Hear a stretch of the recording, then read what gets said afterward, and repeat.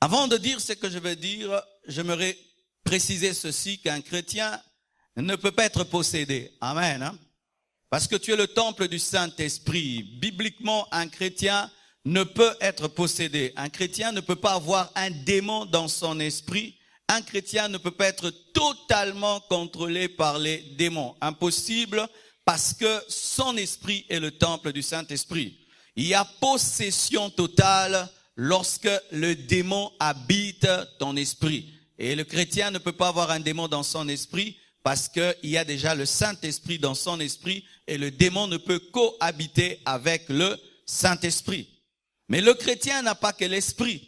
Le chrétien a une âme, le chrétien a un corps. Car Paul dit que le Dieu de paix vous sanctifie, esprit, âme et corps. Il peut se faire que tu aies le Saint-Esprit dans ton esprit, mais dans le domaine de ton âme, dans le domaine de ton corps, que les puissances des ténèbres puissent agir.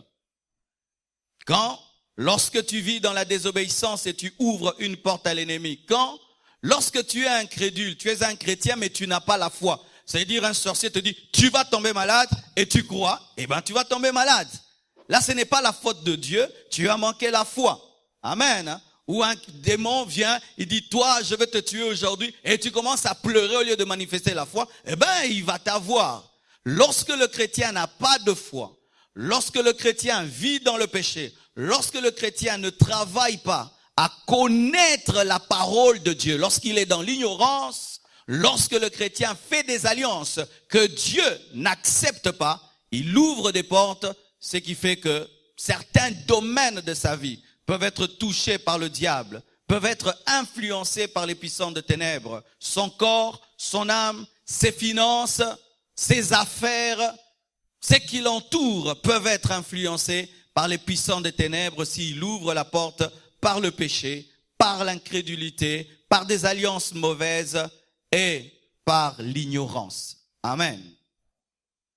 Lorsque nous lisons la Bible, au sujet de la belle-mère de Pierre, la Bible nous dit que lorsque Jésus-Christ est entré dans la maison de Pierre, il a trouvé que sa belle-mère était malade. Elle avait une fièvre. Et je dis que cette fièvre n'était pas une fièvre provenant des microbes, mais c'était une fièvre spirituelle démoniaque. Pourquoi? Parce que la Bible dit, Jésus menaça la fièvre. Et ce que j'aime, c'est que celui qui écrit Luc, c'est un médecin. Et un médecin sait qu'on ne menace pas la fièvre. Amen. Hein? Parce qu'on ne menace que ceux qui a des oreilles. Alléluia. Mais le médecin Luc dit Jésus menaça la fièvre. Donc il parla à la fièvre. Il prit autorité sur la fièvre parce que cette fièvre-là n'était pas une fièvre normale, c'était une fièvre démoniaque. La belle-mère de Pierre avait une maladie d'origine démoniaque. C'est pourquoi Jésus a pris l'autorité sur la fièvre parce que c'était un esprit. Et aujourd'hui, j'aimerais vous confirmer que toute maladie ne vient pas des microbes. Il y a le sida qui vient du VIH. Il y a aussi le sida qui vient des démons. Ah oui, il y a la malaria qui vient des moustiques. Il y a aussi la malaria qui vient des démons. Tu peux être diabétique parce que tu as un problème de sucre, mais aussi des gens qui sont diabétiques parce qu'il y a un problème de démons. Et comment tu peux savoir que tu as une maladie démoniaque? C'est une maladie que tu sens mais que personne ne voit. C'est-à-dire aucun médecin ne la détecte. Tu as une douleur quelque part, on fait radio et tout le reste, mais on ne voit absolument rien. C'est une maladie qu'on ne voit pas au microscope. Encore, c'est une maladie intelligente. C'est-à-dire tu sens que la maladie que tu as est comme une personne qui réfléchit. Comment? Elle ne se manifeste que lorsque tu as l'argent. Une maladie qui détecte l'argent dans la maison. Les enfants ne tombent malades que lorsqu'on te paye. Si on ne te paye pas, ils sont en bonne santé. Mais si seulement il y a de l'argent dans la maison, du coup, la maladie se manifeste. Une maladie qui se manifeste toujours lorsque tu as besoin d'avoir la totalité de ton potentiel. Lorsque tu as besoin d'être en bonne santé, parce qu'il y a une affaire, parce qu'il y a une opportunité. Lorsque tu as besoin d'avoir tout ton potentiel, c'est lorsque la maladie se manifeste. Et là même, j'aimerais dire à ceux qui servent Dieu, Si tu tombes malade seulement quand tu vas prêcher, quand tu vas modérer, quand tu vas chanter, ce n'est pas une maladie normale. C'est une maladie spirituelle qui a une intelligence. Une maladie intelligente qui se manifeste seulement lorsque tu as une opportunité, lorsque ta vie commence à avancer, lorsque tu commences à monter, c'est quand tu tombes malade. Lorsque tu es proche des examens, c'est quand tu tombes malade pour ne pas étudier. Une maladie cyclique qui revient toujours en une période précise, où tu peux dire, janvier arrive, je vais tomber malade. Moi, en janvier, je tombe toujours malade. Janvier. Et quand janvier arrive, tu tombes malade. Alléluia. Il y a aussi des maladies spirituelles qui proviennent du jugement de Dieu. Tu pèches, Dieu te frappe. Là, on ne chasse pas les démons, on demande pardon. Alléluia. Car il y a aussi des maladies qui proviennent du péché, où Dieu lui-même te frappe, ce n'est pas un démon. Mais dans le cas de la mère, de la belle-mère de Pierre, il s'agissait d'une maladie démoniaque. Lorsque une maladie cyclique démoniaque apparaît dans ta vie, tu dois la refuser. Dis à ton voisin, refuser. Tu dois la refuser comme étant le colis du voisin.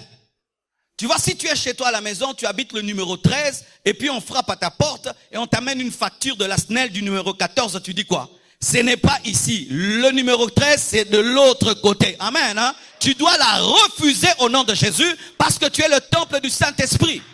Et souvent, les esprits impurs travaillent en coalition. Comment? L'esprit de maladie vient, mais en soi, derrière lui, il y a l'esprit de pauvreté.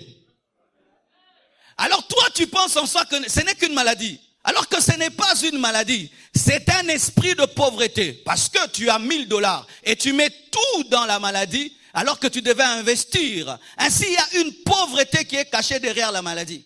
Des enfants qui tombent malades seulement quand tu es malade, quand tu as l'argent. Pourquoi? Pour que tu restes pauvre. Une maladie qui se manifeste seulement quand tu pries, pour que tu n'aies pas l'onction. Une maladie qui se manifeste seulement quand tu as l'église.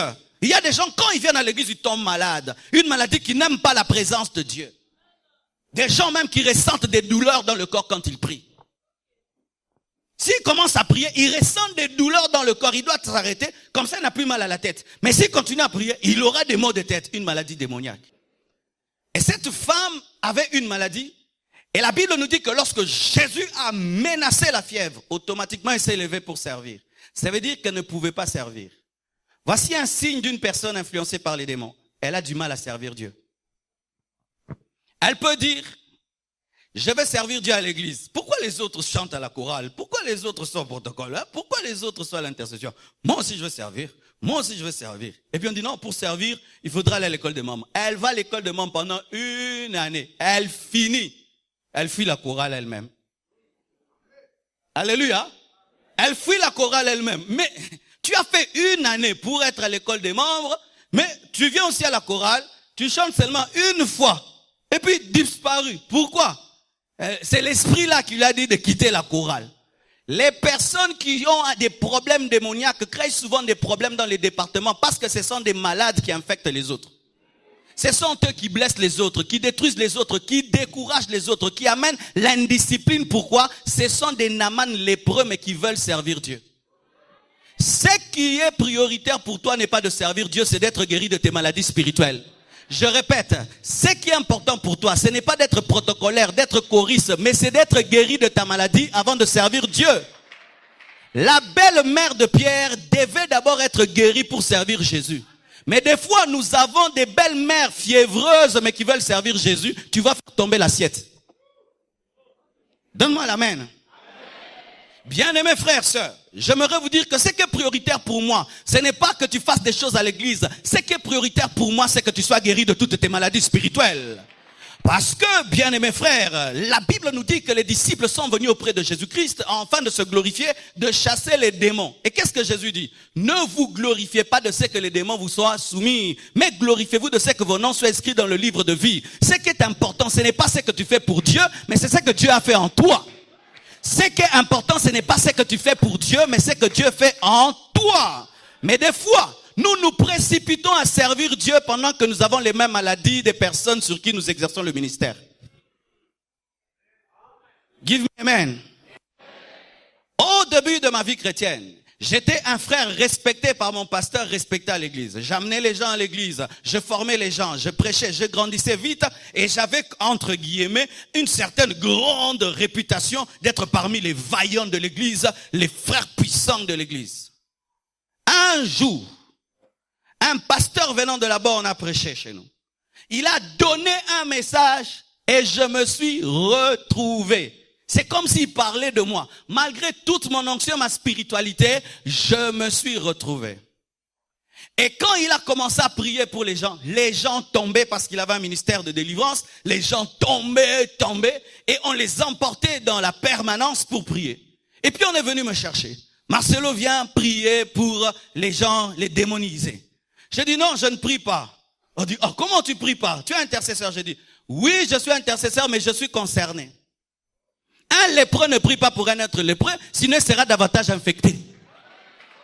J'ai mis de côté mon orgueil spirituel, je suis allé chercher aussi ma propre délivrance. Je suis passé devant. Et c'était un truc quand on dit, personne ne vient. Mais Dieu m'a dit d'aller. Et je suis allé. Et tout le monde me regardait. Mais qu'est-ce que tu fais devant? Parce que je suis malade. Parce que même si tu es infirmier, tu peux aussi être malade. Oh, même les médecins tombent malades. Même les médecins tombent malades. Alléluia. Et je suis passé devant et on a prié pour moi. Quand on a prié pour moi, j'ai senti que j'étais libéré. J'ai dit, donnez-moi les possédés là. J'ai chassé les démons. Alléluia. Ce qui est prioritaire, ce n'est pas le service pour Dieu. Ce qui est prioritaire, c'est ta propre transformation. Mais comment est-ce que, bien-aimé, vous ne vous aimez pas? Écoutez ceci, moi je suis un homme, le frère peut venir à l'église ici, il apparaît bien et tout. Après je lui donne des responsabilités alors que lui-même dans sa vie, il sait qu'il a des maladies spirituelles qu'il ne peut pas affronter certains esprits. Mais non, ayant peur de perdre la crédibilité devant le pasteur, il va accepter des responsabilités destructrices. Quelqu'un qui est malade, vous l'amenez au front, est-ce qu'il doit aller? Il va dire non, amen, hein? Mais si il aime bien les apparences, il va aller à la guerre et il va mourir à la guerre. Lorsque nous faisons des délivrances et que les gens tombent ici, et que des fois je ne sais pas rapidement finir un cas pour passer à un autre, je peux appeler un frère, viens prier. Frère, si en ce temps-là tu sens que ça ne va pas, refuse à toi. Refuse à toi. Alléluia. Refuse. Alléluia. Bien-aimés frères et sœurs, parlons du possédé de Gadara. La Bible nous dit que cet homme possédait des esprits impurs, habitait où? Habitait le cimetière. Dans le cimetière, il y a quoi? La pourriture. Il y a des corps putréfaits, c'est ça, hein? La putréfaction. Ça fait bien le français des fois. Putréfaction. Je me dis vraiment, des fois nos langues aussi, il faut beaucoup prier pour nos langues. Hein? Vous voyez nos avenues, Makongo, Kimaki, Lombo, Lubefu. Mais leur avenue du beurre, avenue de la fraise, avenue de la mentoise. Donc, tu as déjà envie d'aller dans l'avenue là. Lubefu, Kimafiki, Lombi, Masangambi. Là. Non, vraiment, nos ancêtres, ils n'étaient pas gentils. On te donne un nom qui te pousse pas à être engagé.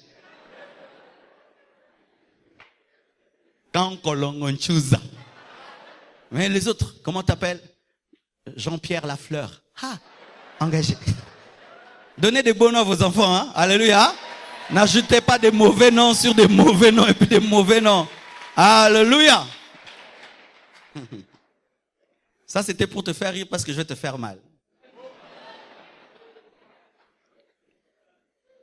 La Bible nous dit que cet homme, quand les esprits sont entrés en lui, directement, il a quitté sa chambre, il a quitté sa maison. Directement, il est allé où? Dans le cimetière, là où il y a la pourriture, la putréfaction. Voici un signe des personnes démonisées. Elles sont sales. Elles sont désordonnées. Elles sont malpropres. Elles vivent normalement dans la saleté comme si c'était la propreté. Les personnes démonisées, si elles sont à côté de toi, il y a une mauvaise odeur à côté de toi. Certains, c'est parce que, à cause de la présence des esprits dans leur vie, ils deviennent tellement sales qu'ils sentent mauvais. Mais d'autres même, malgré leur propreté, ils ont des mauvaises odeurs. Car les esprits donnent aussi des mauvaises odeurs. Il y a des personnes, malgré toute leur propriété, dégagent une odeur de fiente de pigeon. Ça veut dire, ça tombe les parfums de odeur fiente de pigeon. Et j'aimerais te poser la question. Si maintenant, là, on te dit de nous donner seulement la clé de ta maison et tu restes dehors, qu'est-ce qu'on va trouver? Si maintenant on te dit, donne-nous la clé de ta chambre, reste ici, nous entrons. Qu'est-ce qu'on va trouver? Si on dit c'est mon frère d'enlever les chaussures,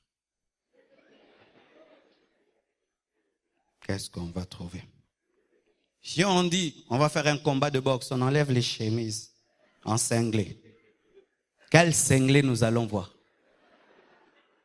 Si on t'arrête maintenant par la police et on t'enlève le pantalon, quel boxeur on va voir? Si maman tu tombes évanoui, maintenant on t'amène à l'hôpital, quel genre de choses on va voir?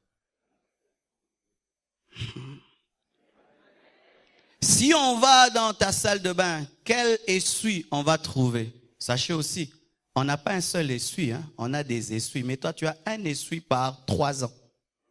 Tu changes l'essuie après 3 ans. Ah, et d'autres, on va changer en gros. Ah. Et le même essuie qui lave les pieds, lave le visage. De sorte qu'un visiteur peut venir chez toi à la maison, il entre dans la salle de bain, il rentre, il sort, mais j'ai pas vu d'essuie, mais il avait l'essuie. Il dit, non, ça j'ai torchonné avec. Il dit, non, c'est essuie-mais. Quelle est la couleur de tes draps? Comment un homme si beau, une femme si belle comme toi, dort dans des draps qui sentent mauvais? Des draps qui étaient blancs, maintenant qui sont bruns. Mais tu dors. Et même, il faut voir comment vous faites les lits. Le drap, non, d'ailleurs non. La mousse sans drap, le drap, hein, comme ça en haut, le coussin. Quand tu arrives, tu fais comme ça, comme si on t'a enterré. Vous avez des valises qui ne sont même pas des valises, ce sont des valises de tombola, boaka personnelles. Vous vous habillez comment?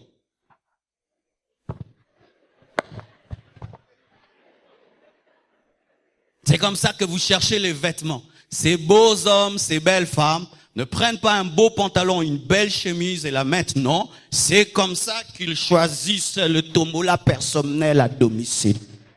Ils tirent. Robe nanga rouge aneza wapi?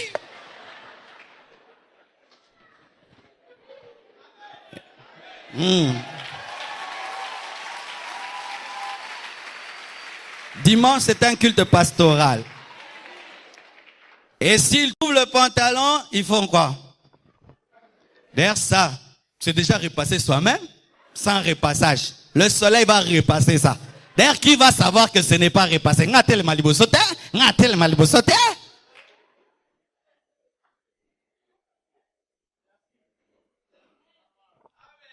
Brosser les dents est un problème pour les gens qui ont des esprits impurs. Ils n'aiment pas brosser les dents, mais ils aiment parler à côté des gens. Ça, je ne comprends pas. Ils n'aiment pas brosser les dents, mais ils aiment causer à côté.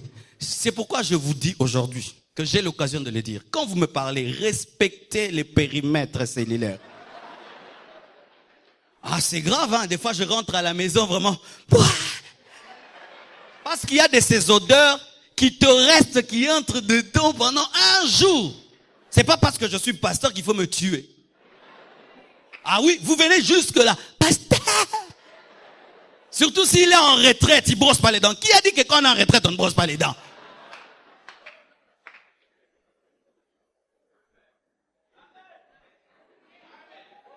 Des gens qui prient. Tu arrives chez eux, tu frappes à la porte. Ils disent, attends. Pourquoi? C'est là maintenant qu'on prend la fourchette, on l'enlève sous la table. C'est là maintenant qu'on enlève les couches de la table, les casseroles. C'est là que vous entendez en si maintenant je rentre chez toi, qu'est-ce que je vais trouver?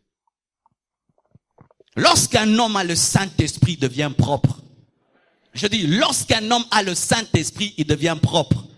Comment tu peux faire des mois, tu ne coupes pas tes ongles? Comment tu peux faire des mois, tu ne coupes pas tes ongles? Comment tu peux aller aux toilettes et tu rentres, tu ne te laves pas les mains, tu viens saluer les gens? Et pour vous dire à quel point c'est sérieux, nous avons retapé les toilettes de l'église. Mais il y a une toilette qui est déjà cassée. Pourquoi? Les sœurs montent dessus. Et d'autres sont bouchées parce qu'elles y laissent tout. Elles y laissent tout, elles y laissent tout. Mais elles prient beaucoup, mais elles confondent la poubelle de la toilette.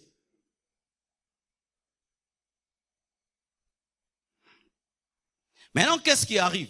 Dans ta vie, tu vois que tu n'avances pas, tu ne prospères pas et tu vois que les démons sont loin alors que les esprits ne sont que dans ta saleté.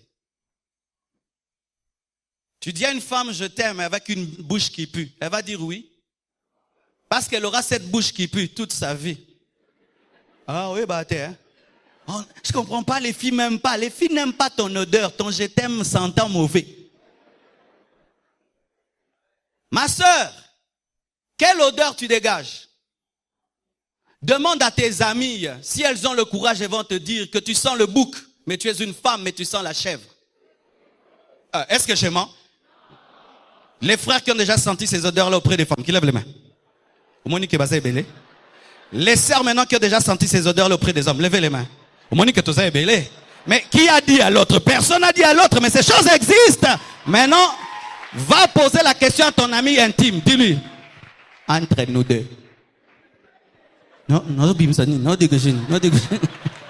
Ah oui, ça va te sauver la vie, ça va te sauver la vie. Ça va te sauver la vie. On ne peut pas se marier à quelqu'un qui sent mauvais parce qu'on n'épouse pas quelqu'un qui habite le cimetière. Tant qu'il était dans le cimetière, qui l'avait épousé? C'est seulement Jésus qui s'est donné la peine parce que lui, il a le parfum spirituel. Mais un humain, il va t'engager, il va t'épouser. Même s'il t'a épousé, tu vas voir qu'il va te fuir sur le lit. Des choses qu'on ne dit pas mais qui sont réelles, des odeurs. Il dit que lorsque l'église prie, il y a des parfums. Même Dieu, il aime le parfum. Lorsque Noé a dégagé le parfum, Dieu a dit, je ne tue plus. Vous ne pouvez jamais négliger les odeurs dans la vie. Jamais, jamais. Quand tu portes une culotte, 6 jours, tu ne la laves pas. Tu dégages, frère, tu dégages. Quand tu portes un cinglet, 6 jours sans le laver, tu dégages l'odeur. Mais pourquoi toi tu ne sens pas? Parce que l'homme habitué à l'odeur ne sent plus l'odeur.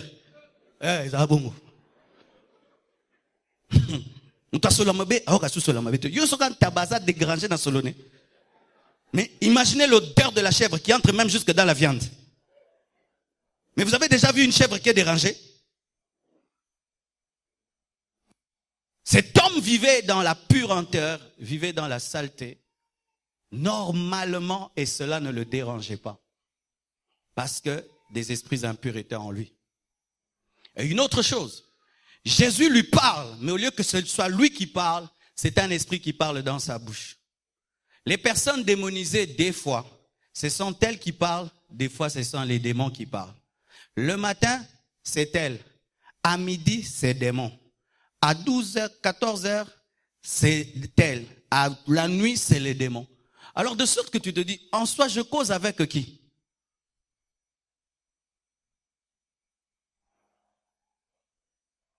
Il y a en toi un esprit qui te pousse à parler et à faire du mal aux gens par ton langage. Et quand tu ne le fais pas, il te fait sentir que tu as raté une occasion au Kata Motulingala. Lorsque quelqu'un te parle, tu sens aussi des paroles monter. Mais tu sens que ce ne sont pas tes paroles. Et quand tu parles, ça a un impact sur les gens de sorte que quelqu'un même peut se suicider parce que tu l'as insulté, parce que tu insultes trop bien. Et quand tu rates l'occasion de répondre, tu rentres à la maison, tu es en colère pour rater l'occasion au Katalingala. Des personnes qui ont l'art de faire du mal dans les paroles. Il a l'art, il a le don. Il a le don. De sorte que quand il veut parler, tu dois barrer. Vous les connaissez? Donc lui, on a peur de sa bouche comme on a peur d'une mitraillette. Vous les connaissez? On aimerait qu'il ne dise rien. Parce que lui peut te parler une fois, ça abîme toute ta journée, tous les mois. Il a un don. Tu peux même sentir sentir quand est-ce que ça va sortir. Tu sens, il se concentre, il a trouvé. Quand il ouvre,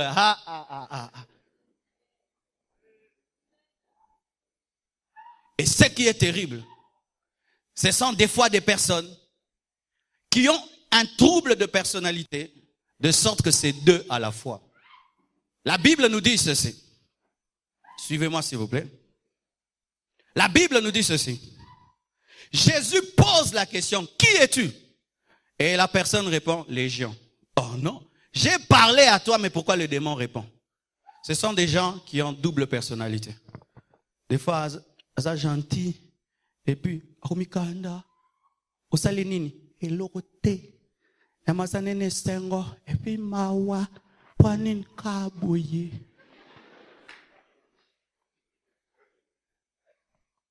Et ça empêche de telles personnes de se marier. Tu viens, tu leur dis, ma soeur, je t'aime, je veux t'épouser. D'accord. La nuit, tu veux dormir, tu l'appelles. Comment ça va? Yo, Malsugo Benganga. C'était celle du matin où sa grande sœur qui a la même voix. Non, c'est toujours elle. Là, maintenant, c'est le démon qui a parlé.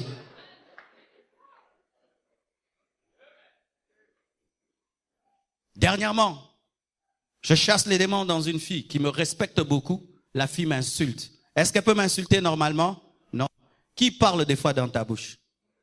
Si tu remarques ceci, les gens se plaignent trop de ta bouche. Tu remarques, les gens se plaignent trop de ta bouche. Il se peut que les esprits parlent dans ta bouche. Si les gens se plaignent souvent de ta bouche, tu parles pas bien, tu parles pas bien, tu parles pas bien. Il ne faut pas tout le temps argumenter. Va devant Dieu. Il se peut que c'est les gens qui parlent, ce n'est pas toi. Parce que quand les gens parlent, ils parlent avec le ton de ta voix. Ils parlent avec le ton de ta voix. Suivez-moi. Quand nous chassons les démons, ils disent, je ne vais pas sortir, je ne vais pas sortir. C'est la voix de qui? C'est la voix de la personne. Mais est-ce que c'est la personne? Alors maintenant, c'est quand c'est une séance de délivrance. Vous savez que là, c'est les démons, c'est elle. Mais il y a des gens sans séance de délivrance. Double personnalité. Je connais quelqu'un qui le matin se réveillait et se tape contre le mur. Un esprit d'autodestruction. La Bible nous dit, cet homme prenait des pierres et se tailladait lui-même se tailladait. Et cette fille se réveillait, elle se cognait contre le mur. Pourquoi? Elle se cogne contre le mur. Les personnes qui ont des esprits impurs ont un esprit d'autodestruction.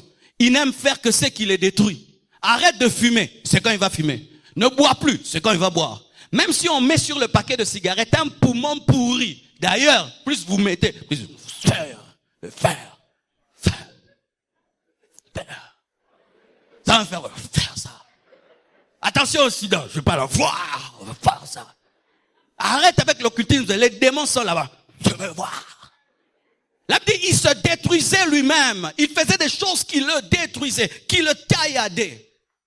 La vie que tu as, est-ce que tu es en train de la détruire ou tu es en train de la construire? La plupart des problèmes que tu as ne proviennent pas des autres, proviennent de toi-même. C'est toi-même qui te détruis tout le temps. On sent que dans ta vie, tu as comme un don de te détruire toi-même. Et la Bible nous dit, il brisait les chaînes en fer, il brisait les liens. Personne ne pouvait le dompter. Les personnes démonisées n'ont peur de personne. C'est pourquoi vous voyez un enfant, il attrape la sorcellerie. Yo, hey, hein? Yo, non, ça, yo. Hey, Kadogo, tu me parles à moi. Je te parle à toi, attention. Hey. Certaines impolitesses ne sont pas l'impolitesse, c'est les démons. Il brisait les chaînes, les liens. Il n'avait peur de personne. Il y a des gens qui n'ont peur de personne. Même le pasteur ne lui dit rien. Ne lui dit rien. Frère, assis-toi. Pourquoi? Je ne m'assieds pas. Je fais ce que je veux. Il y a des gens comme ça ici. Donne-lui seulement l'occasion. Il va te révéler son impolitesse. Donnez-lui seulement l'occasion. Il va vous révéler à quel point lui, il n'a peur de personne. Il est ici à l'église. Il n'a peur de personne. Donc de personne. Même de Dieu, il n'a pas peur. Ah oui? Mais oui. C'est un esprit impur. Pourquoi? Parce que ça va te pousser un jour à toucher à l'autorité qui va te détruire.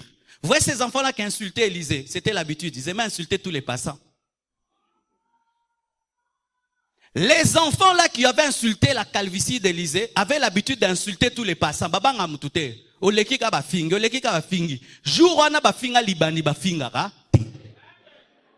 C'était un libandioin.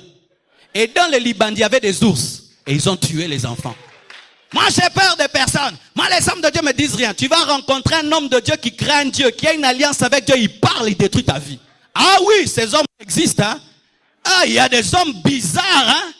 Il a une intimité avec Dieu, tu le critiques. Il détruit ta vie. Voyez à Moïse, on l'a critiqué, la lèpre est venue sur Myriam. Hein?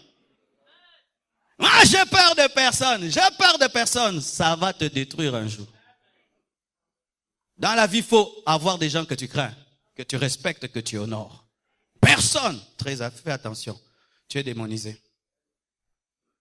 Et encore, il avait une force surnaturelle de briser les fers, une force surnaturelle.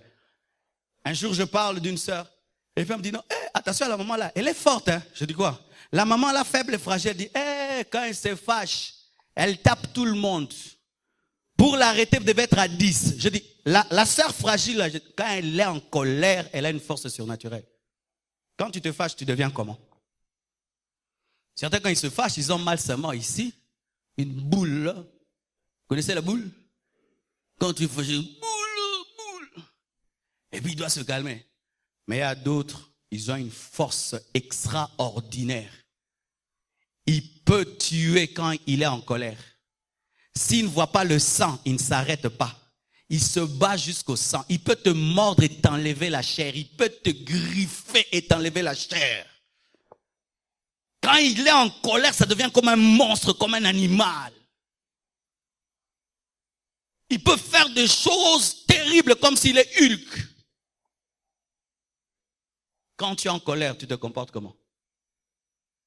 Et d'autres même se glorifier de leur colère. Nasilika mabe.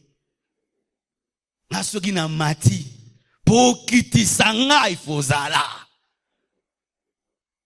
Toi, tu as les bilaïs jusque là. Bilaïs.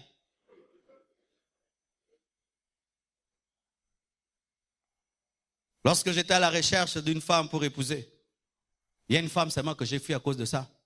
Je suis venu chez elle brusquement. Un secret. Il faut toujours tomber brusquement comme le Saint-Esprit à la Pentecôte, tout à coup. Il vient du ciel un vent impétueux. Je suis venu tout à coup. Je trouve la sœur là, jolie à l'église, qui s'habille bien, en train de vibrer.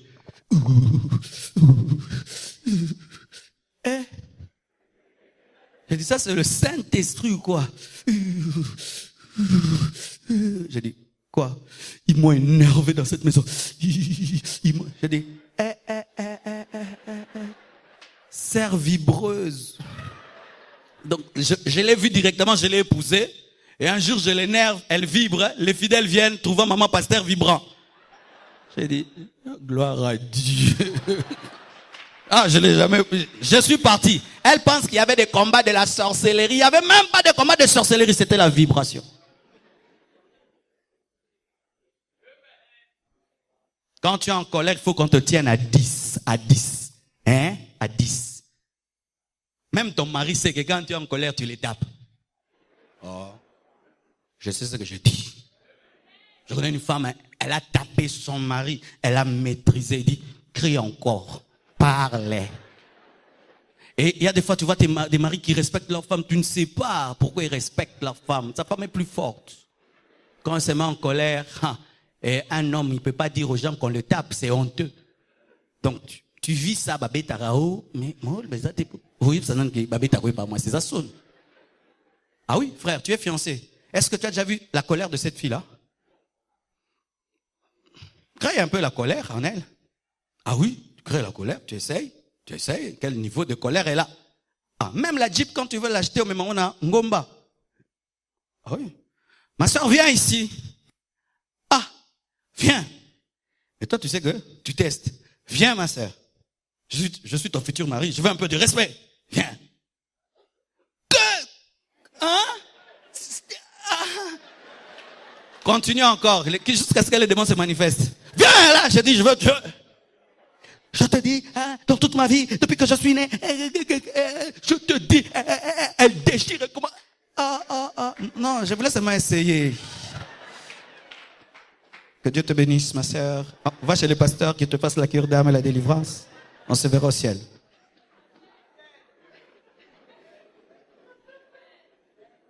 Ah, je vous dis la vérité. Hein. Quand tu es en colère, des pensées de meurtre viennent en toi. Meurtre. Meurtre ici. Donc s'il est fâché, il pense à tuer. Il ne lui manque qu'une arme pour tuer ou du poison à donner. Mais en lui, il pense à tuer quelqu'un. Mais un chrétien, tu vas jusqu'à penser tuer. Une force surnaturelle venait sur lui. Il brisait les chaînes, brisait les liens. Et la Bible nous dit que personne n'osait passer par là. Ça veut dire que personne ne l'aidait. Tu te retrouves seul dans la vie. Des fois, tu accuses les autres. Mais des fois, ce sont les esprits qui agissent dans ta vie. Personne ne passait par là. Pourquoi? On a essayé de l'aider. Mais on sort avec des plaies. Frères, sœurs, voici. J'ai fait l'étude de certains hommes. Et des fois, leur envoûtement n'est pas loin. On leur a donné seulement un peu d'orgueil. Tu sais, Satan peut détruire ta vie. Il te donne seulement un orgueil bête. Amen, hein? Un orgueil bête de rien et sans rien pour que les gens ne t'aident pas. Quelqu'un veut t'aider? Oh, boudé. Hein? Je vais t'aider. Lisungi, il y a niveau ni. On l'a envoûté rien que par un petit orgueil de rien du tout. Tout son problème ne tourne que sur un peu d'orgueil. Personne ne passait par là, parce que si tu passes là par là pour l'aider, il te détruit. Tu es seul, sans amis, sans personne qui t'aide. Mais des fois, tu accuses les autres. Mais regarde bien ta vie. Tu déchires les gens qui t'aident. Tu les détruis. Tu les fais mal au point où ils décident de te laisser seul. Que Jésus lui-même vienne t'aider. Comme il y a maintenant des cas, les gens disent « Oyokara ». Donc tu deviens le cas Oyoka Anza. Des fois, la solitude n'est pas le signe que tu as une vie de caractère. Tu es insupportable. Terminons. Dans l'expérience de délivrance, j'ai remarqué aussi ceci. Les gens qui sont démonisés ont ce problème. Ils n'arrivent pas à lire la Bible. Quand ils lisent la Bible, ils dorment. 2, ils n'arrivent pas à adorer seuls dans leur chambre. S'ils adorent seuls dans leur chambre, ils n'ont rien à dire à Dieu. Si tu sens que tu as un problème pour adorer seul dans la chambre, tu as un problème pour lire la Bible, fais très attention. Encore, ces personnes ne grandissent pas spirituellement. Elles peuvent faire 10 ans dans le Seigneur, mais c'est comme si c'était un bébé spirituel qui vient de se convertir à peine. D'autres ont un problème, une vie de dents de scie, en dents de scie. C'est-à-dire, il monte, il descend, il monte, il descend. Il n'est pas constant dans sa spiritualité. Ça monte ou ça baisse tout le temps. C'est une maladie spirituelle. D'autres, ils rétrogradent facilement. Ils abandonnent Dieu facilement. Pour rien, ils abandonnent Dieu. C'est une maladie spirituelle. Et voici une dernière chose que je vais aborder demain. Ils sont sous l'emprise de ce qu'on appelle des épouvantes paralysantes. Épouvantes paralysantes. Tu peux dire ça à ton voisin?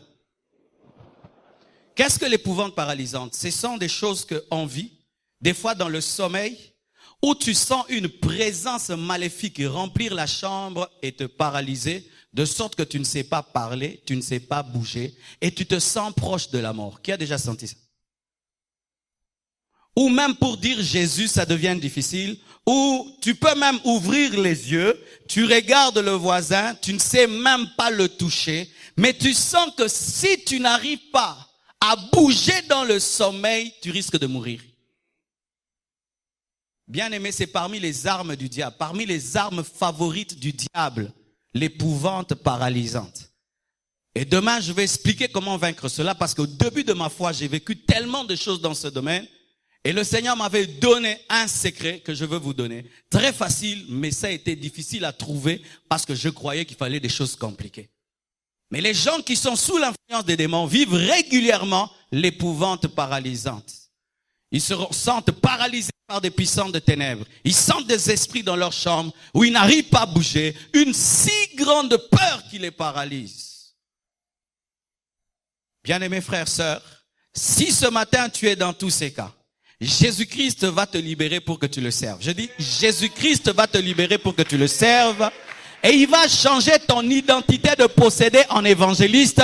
Il va changer l'identité de la femme malade en la femme qui sert. Il va changer ton identité et il va t'utiliser afin d'étonner le monde. Je vous dis, c'est ce que Dieu va faire ce matin. C'est ce qu'il va faire ce matin. Il m'a dit que ce matin, il allait libérer. Et je ne suis pas venu te présenter que ta maladie. J'aimerais te dire que si personne ne peut passer par là, Jésus va passer par là. Si tout le monde t'a abandonné, Jésus va passer par là. Si tout le monde a peur de ton cas, Jésus va passer par là. Si personne ne peut briser tes chaînes, Jésus va passer par là. Si personne ne peut chasser la légion, Jésus va passer par là. Et il est ici ce matin, capable de te libérer du cimetière, de toutes les forces qui t'animent.